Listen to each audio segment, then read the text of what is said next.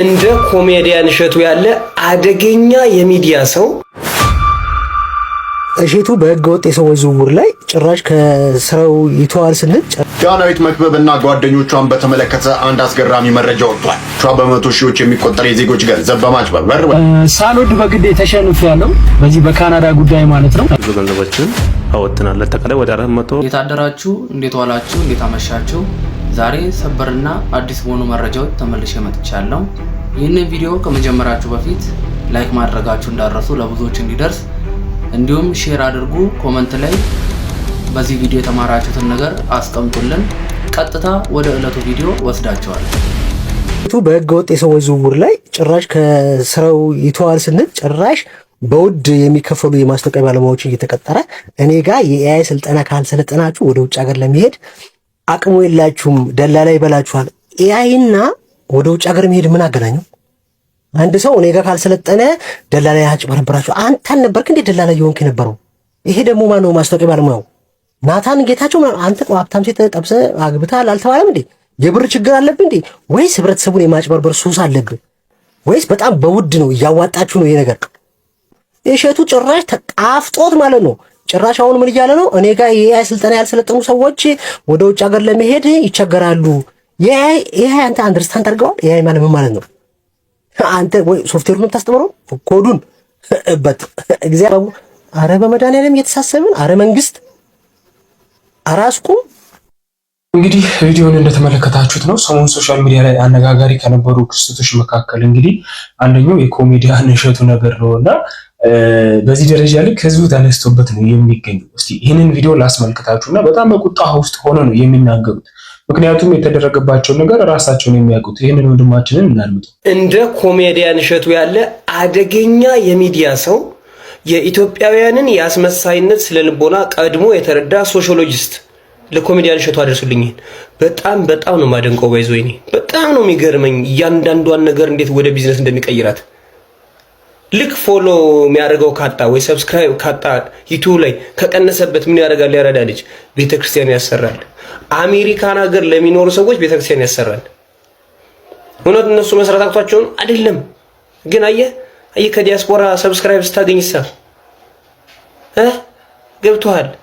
ከዛስ አባቶች እንዲያርገውልኝ እመቤቴ ማርያም እንዲያርጋልኝ እግዚአብሔር በቸርነቱ እያለ ያረዳ ልጅ አየህ የናዝሬት ልጅ አይደለም። እንዴት አድርጎ የሰውን ስነ ልቦና እንደተረዳው ማለት ነው። አሁን አንተ እመቤታችን የሆነ ነገር ብታረግልህ የሆነ በረከት ብታረግልህ ያን ይዘው ዝም ካልክ ሰው ፎሎ ያረግህም። እመቤቴ ማርያም እዚህ ቤተክርስቲያን እጄ እንዲያርጋልኝ ካልክሳ ሰው ፎሎ ያረጋል። አየህ መዳንህ አይደለም ትርጉሙ። ያን ነገር ሂደ ሰውን መናገርና ሰዎቹን ትንሽ ፐዝል ማድረግ ነው የሚፈልገው እውቀቱ። እዛ ስለ ሙስሊም ጓደኞቹ ያወራል። እነ አብደላ ሰብስክራይብ እንዲያደርጉት እነ ዑመር እና አሚር ሰብስክራይብ እንዲያደርጉት ማለት ነው። ከዛሳ ገጠር ልገባ ነው አለ። ከዛ ከ4 ዓመት በኋላ ገጠር ገባለሁ አለ። 4 ዓመቱ አለፈ። ያረዳ ልጅ ግን ቦሌ ለቤት ገዛ። እውቀቱ በጣም ማወቅ ያለብን በቃ ላውስ ኦፍ ሂውማን ኔቸርን እሱ ነው ቅርጥፍ አድርጎ የበላ ባይዘውኝ። በጣም ነው የሚችለው። አደገኛ ሰው፣ በጣም አደገኛ ሰው። በጣም ነው ማደንቀው ባይዘውኝ። ከባድ ሰው ማለት ነው። ከባድ ሰው በቃ ማስመሰልን እንዴት በቃ ቢዝነስ ማድረግ እንደምትችል ሰው ምንም አይጠይቅም፣ ምን አያስብም። ብዙዎቻችን ስለቀለጨርን እያንዳንዱ ነገር አውተንቲክ ነው የሚመስለን፣ እውነተኛ ከልብ የመነጨ ነው የሚመስለን። ምክንያቱም በሃይማኖት በኩል ይመጣብሃል፣ እመቤቴ ብሎ ይመጣብሃል። እንደዛ ሲልብ እንዴት አድርገን ትንትለዋለህ ሰውን። እንደዛ እያደረጉ ነው ሁሉ ሰዎች ሰብስክራይብ እየሰበሰቡ ያሉት፣ ፎሎወር እያገኙ ያሉት። አየህ እውቀት ወዚቢላህ ለሙስሊም የሚገርም ነው። ማርያምና ላውስ ኦፍ ሂውማን ኔቸርን የተረዳ ሰው የሰው ልጅ የተፈጥሮ ህግ ይችላል። በጣም አድርሱልኝ። ሳልወድ በግድ ተሸንፌያለሁ። በዚህ በካናዳ ጉዳይ ማለት ነው። እኔ እንግዲህ የምችለውን ሁሉ አድርጌ ነበረ፣ ግን እኔ እንዳሰብኩት አይደለም። ወደ ህግም ሄጃለሁ። በነገራችን ላይ በካናዳና በአሜሪካ ቪዛ በእኛ ያዙት ግድ የለም አትበሉ። ስለዚህ ትክክለኛውን ይሄንን ጉዞ የሚያሳልጠውን ሰው እናንተ ጋር የማገናኝበት ፕሮግራም እያዘጋጀን ነው ማለት። እሱ ብቻ አይደለም እውቀትም ጭምር ነው። ዝም ብሎ በግብታዊነት ክፍለ ሀገር ሆነ ጎበዝ ዘንድሮ ቅሌታሙ በጣም በዝቷል። አንተ አልነበርክ እንደ መጀመሪያ ካናዳ በ15000 ብር መሄድ ይቻላል ሲባል እባካችሁ ምናምን ነገር እያልክ ስትል ያልነበረ? የሆነ ዊሊ ከሚባለው ሰውዬ ጋር ራስ አልነበርክ? አሜሪካ በ20,000 ብር እውነት ነው እያልክ ማስታወቂያ ስትሰራ የነበርከው አንተ አይደል? ከዛ አይዟችሁ ስትል የነበርከው አሁን ተበላችሁ። ሰው ያለ ምንም ነገር ሄዶ 90,000 100,000 70,000 ብር አይሰጥም በጸጥ ብሎ ትራንስፈር ያደርግ የሆነ ነገር ሳይ ማለት ነው። የተበደሉ ሰዎች እንግዲህ አሁን ከትሻለው ምንም አትበሉ ስላልካቸው ነው እንግዲህ ምንም ያላሉት እንጂ ሚዲያ ላይ ያወጡልን ነበረ ጉድህ። አሁን ደግሞ ምንድነው እያለ ያለው? ትክክለኛውን ሰው ትክክለኛውን ቦታ እኔ ያሳያቸዋለሁ አውሮፓና አሜሪካ ነው የምትፈልጉት ይላል። ድጋሚ እንዴ ፓርት 2 ልታስበላቸው ነው?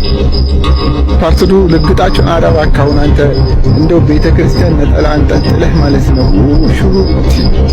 ስትል የነበርክ ሰው ነው። እንደው እሱ እንኳን አያሳስብም?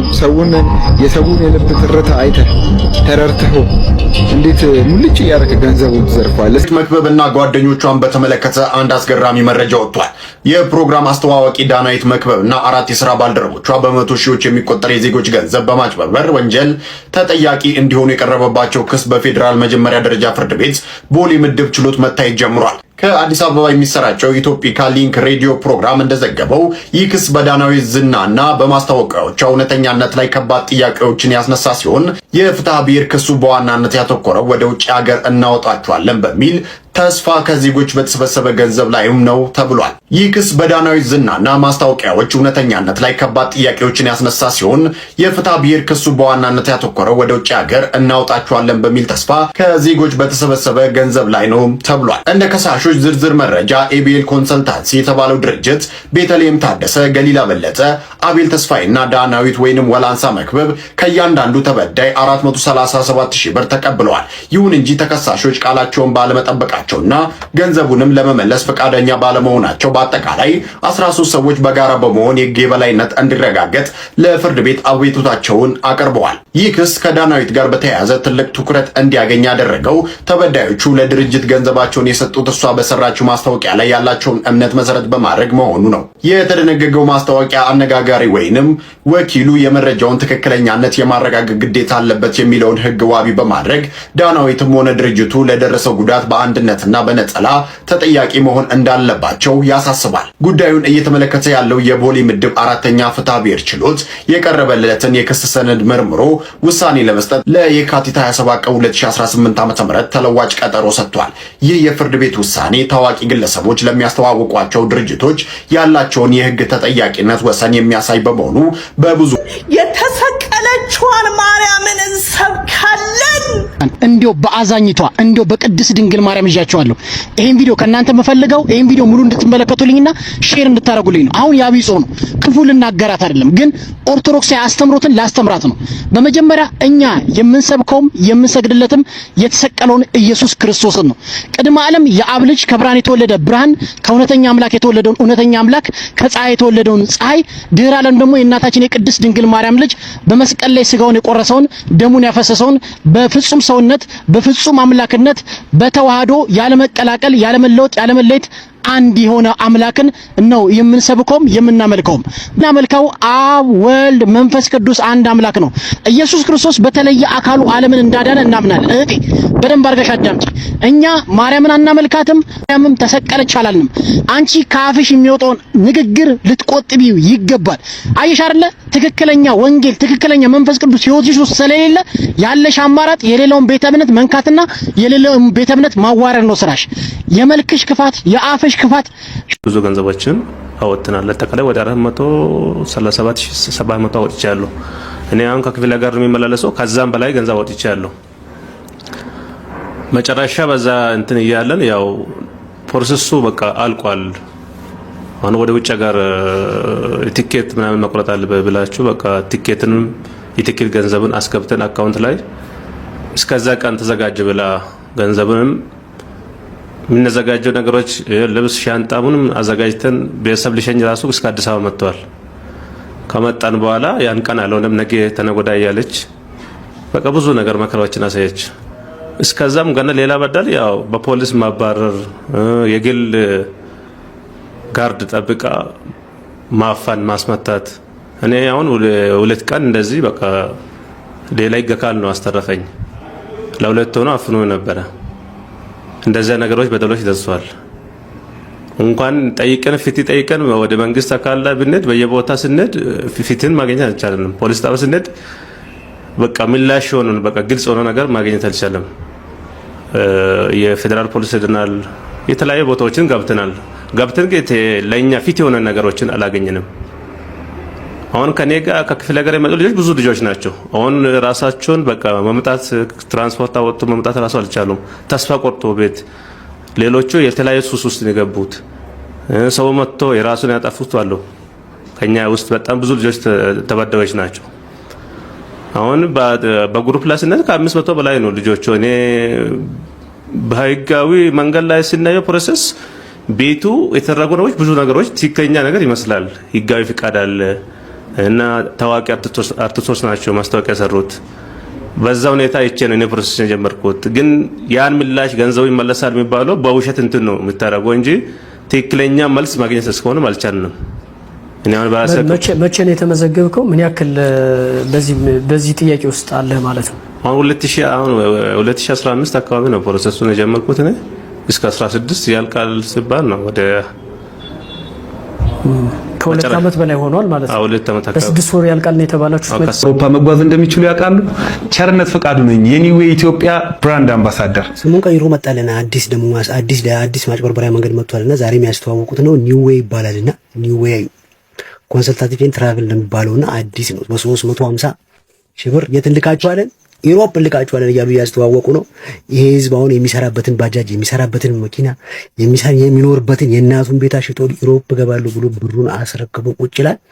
አንተ ስትጠየቅ በወንጀል ስትጠየቅ የዛ ጊዜ ደግሞ እኛ ጀስት እኮ ማስታወቂያ ነው እንጂ እኛ ምንም አያገባንም ትላለህ። እነ ዳይናይት እኮ ይሄውና ካናዳ እንልካለን ዩኤስኤ እንልካለን ብለው ያ ሁሉ ሰው ብሩ ተበላ። ዛሬ ደግሞ አንተ መጣና ምን ያልክ ነው? ወደ በ350 ሺህ ብር ወጪያችሁ ሁሉ ተሸፍኖ የት ትሄዳላችሁ? ዩሮፕ ትሄዳላችሁ። የ5 ቀን ጉዞ ዩሮፕ 5 ቀን ሙሉ ትዝናናለህ። በ350 ሺህ ብር 5 ቀን ሆቴል ይያዝልሃል፣ የቲኬት ወጪ ይሸፈንልሃል፣ እንደገና የቱር መኪና ሁሉ ክራይ ያለው አልክ። ማነው ስምህ? ማን ቸርነት ነው ስምህ? ኧረ በእናትህ አንተ ስምህን እንደዚህ አውጥተውልህ። እባካችሁ ይሄን ቪዲዮ የምታዩ ሰዎች ልክ ይሄንን ነገር ሲያዩ ገጠር ያለው ሰው ባጃጁን ይሸጣል፣ መሬቱን ይሸጣል። አዲስ አበባም ያለው ሰው አሁን እንደዛ ነው። ቤቱን አሽጦ በራቸው ከመበላታቸው በፊት ቪዲዮ ሼር እና ሪፖስት በማድረግ ድብን ያለ ጽድት ያለ ሌብነት ነውና ይሄን ነገር መቆም አለባችሁ። ጽድት ያለ ማጭበርበር ነው ይሄ ነገር። ጠንቅቅ ያለ ብሏል ሰውዬው። ጠንቅቅ ያለ ማጭበርበር ነውና እባካችሁ ቪዲዮ ሼር እና ሪፖስት በማድረግ አድርሱላቸው። ምስኪን ሰዎች ከክፍለ ሀገር ያሉ ሰዎች ዩሮፕ ገብቼ ያልፍልኛል ያሉ ሰዎች ደጋግሞ ነው የተበሉትና ዳናዊት መታቋት ናት ሙልጭ አርጋ አስበላችና ይሄው አሁንም ትደንስብን እንትን ላይ መች ተጠየቀች። እነ ሙሴ ሰለሞን ወደ ውጭ ልካለን እኔን መኑኝ ብሎ እሱ ሚሊዮነር ሆነ፣ ህዝቡ ተበላ። 15 ቀን ታስረው ወጡ። ከ15 ቀን በላይ ቅጣት የለምና በጣም አስቸጋሪ ሆኖብናልና ህዝቡን ቢያንስ እስቲ ሳትበሉ እናስጠንቃችሁ። ቸርነት አርቲስቱ ምርጥ ቆንጆ ዘረፋ ላይ ነው ያለው። ነገ ደግሞ በህግ ስትጠየቅ እኛ እኮ ጀስት ማስታወቂያ ነው ፍቃዱን አይቼ የሰራው ትላለህ። ከዛ 15 ቀን ብትጠጣ ነው ትወጣለህ። ሁለት አርቲስቶች ስትታመሙ የሚያሳክማችሁ ይሄው ህዝብ ነው። ስትጎዱ ይሄው ብር የሚያዋጣላችሁ ይሄው ህዝብ ነው። ይሄንን ህዝብ በስራችሁ ላይ ያላችሁ ብራንድ አምባሳደር ያላችሁ ሚሊዮን ብሮችን ከወሰዳችሁ በኋላ መልሳችሁ ይሄንን ህዝብ ታታልላላችሁ። በ350 ሺህ ብር ወደ ምስራቅ አውሮፓ መጓዝ እንደሚችሉ ያውቃሉ። ቸርነት ፈቃዱ ነኝ የኒዌይ ኢትዮጵያ ብራንድ አምባሳደር። በ350 አንሄድም ይቅርብህ። በ350 ሺህ ብር እንኳን ምስራቅ አውሮፓ አይደለም አሁን ቤኑና መንደር ደርሶ አስመልሰን ለ15 ቀን በ300 ህዝብ የሚያስበው በ350 ሺህ ብር አውሮፓ ገባለሁ ብሎ መቼም አትደርስም። ቸርነት ፈቃዱም እንደ ሙሴ ሰለሞን 15 ቀን ታስሮ ቢወጣ ነው የማስታወቂያ ብሩን ይበላል ደና ዳጎስ ያለ። ከዛ እኔ ጀስት ማስታወቂያን የሰራሁት ይላል። በሩቢ ኮንሰልታንሲ ያልተማሩም በእነ ዳናዊት እና ማአት ሰው ነው የሰራው ማአት አርቲስት። ግን ብራቸው ተመለሰ አልተመለሰም። ይሄም አሁን ስም ቀይረው ነው እንጂ የመጡት አዲስ ነገር የለውም። ሳቢና ከተበሉት ሰዎች መካከል አንዱ እኔ ነኝ። ሳቢና ኮንሰልታንሲ ከተበሉት ሰዎች መካከል ማለት ነው። ግን የዛን ጊዜ ሲያወራን የነበረውና እንዳትበሉ ስለኔ የነበረው እንትና ቢኒ ባባ ብቻ ነበር። ይሄ ቪዲዮ እንደውም ለቢኒ ባባ ሼር አድርጉለት እንዲደርሰው እና እሱ ቪዲዮ ይስራበት። ቸርነት ፈቃዱ ያስበላችሁ። አቢና የአሌክስ ቮይስ ሁላ አለኝ፣ የስልክ ቮይስ ከኔ ጋር ያወራንበት ምናምን ሌላ ቪዲዮ ላይ እለቅላችኋለሁ ሲያሰማምጠኝ። አንዴ ከተበላ በኋላ መንገድ ለመንገድ እንደኔ እንደ አምቡላንስ እየጮክ ነው የምትሄደው፣ እንደዚህ እንዳሁኑ ማለት ነው። ማንም ብርህን የሚመልስልህ የለም፣ መዓት ሰው ነው የሚበላውና እኔም ከተበሉት መሀል እኔም አንዱ ነኝና እንደ አምቡላንስ እንደኔ እንዳትጮው፣ መጨረሻ ላይ መሳቂያ እንዳትሆን። እኔም ዛሬ ላወራው ብዬ ነው እንጂ ጉዴ መሳቂያ እንዳልሆን ብዬ ዝም ብዬ ነበረ። መጨረሻ ላይ መንገድ ለመንገድ ነው እንደዚህ እንደ አምቡላንስ ያልክ የምትሄደው እንጂ ምንም አታመጣም ከተበላ በኋላ። ለማንኛውም ለቢኒ ባባ ይሄንን ቪዲዮ ሼር አድርጉለትና ይሄንን ቸርነት ፍቃዱ የሚባል ሰውዬ ልኩን ያስገባልን። የዛን ጊዜ ሲል እሱም ብንሰማው ኖሮ ይሄ ሁሉ ነገር አይፈጠርም ነበር። መዓት ሰው አይበላም ነበረ በሳቢና። እነ ሙሴ ሰለሞን እና አስቴር መዓት አይጫወቱብንም ነበር፣ አይቀልዱም ነበር እኛ ላይ። ለማንኛውም አደራ የዚህን የእንትና ማን ነበረ ስሙ ቸርነት ፍቃዱ መልኩን አሳምሮ እንደወሎ ፈረስ